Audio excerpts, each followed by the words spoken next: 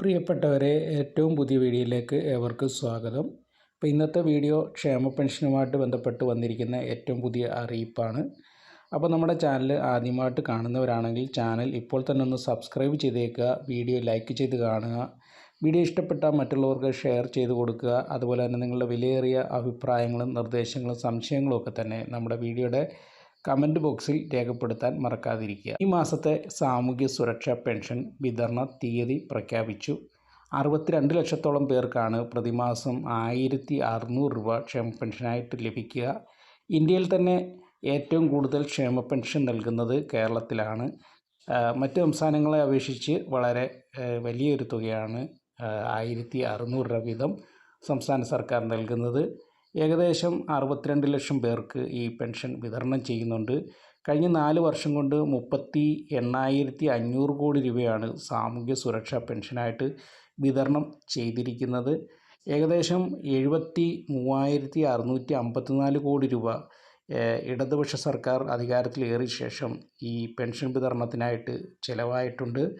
അതേസമയത്ത് UDF സർക്കാരിൻ്റെ കാലത്ത് 9,011 കോടി രൂപ മാത്രമാണ് ചിലവായത്. അപ്പോൾ 1600 രൂപ വീതം ക്ഷേമ പെൻഷൻ വിതരണം ആണിപ്പോൾ പ്രഖ്യാപിച്ചിരിക്കുന്നത്.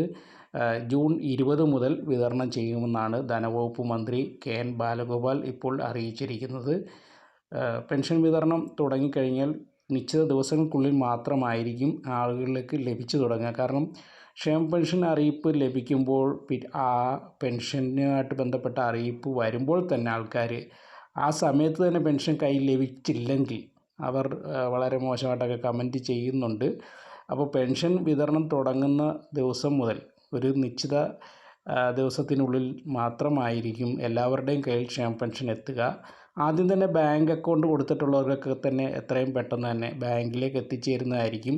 നിങ്ങൾക്ക് ക്ഷേമ പെൻഷൻ വീടുകളിൽ ലഭിക്കുന്നവരാണെങ്കിൽ നിങ്ങൾക്ക് ക്ഷേമ പെൻഷൻ ബാങ്കുകളിലേക്ക് വേണമെന്നുണ്ടെങ്കിൽ നിങ്ങൾ ആ പെൻഷൻ IDയും ആധാർ കാർഡിൻ്റെ കോപ്പിയും അതുപോലെ തന്നെ പാസ്ബുക്കിൻ്റെ കോപ്പിയുമായിട്ട് നിങ്ങളുടെ തദ്ദേശ സ്വയംഭരണ സ്ഥാപനത്തിൽ ചെന്ന് അപേക്ഷിച്ച് കഴിഞ്ഞാൽ നിങ്ങൾക്കത് ബാങ്കിലേക്ക് മാറ്റി ലഭിക്കും. അതുപോലെ തന്നെ ബാങ്കിൽ ലഭിക്കുന്നവർക്ക്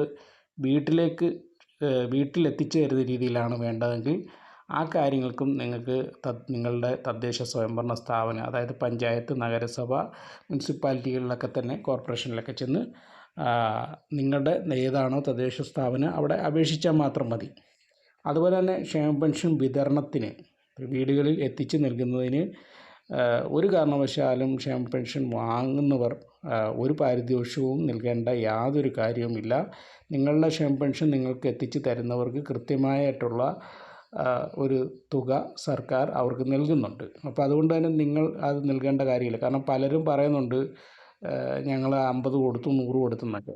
അതിൻ്റെ കാര്യമില്ല. ഓക്കെ, അപ്പോൾ ഇത്രയും കാര്യങ്ങളാണ് ഇതുമായിട്ട് ബന്ധപ്പെട്ട് പറയാനുള്ളത്.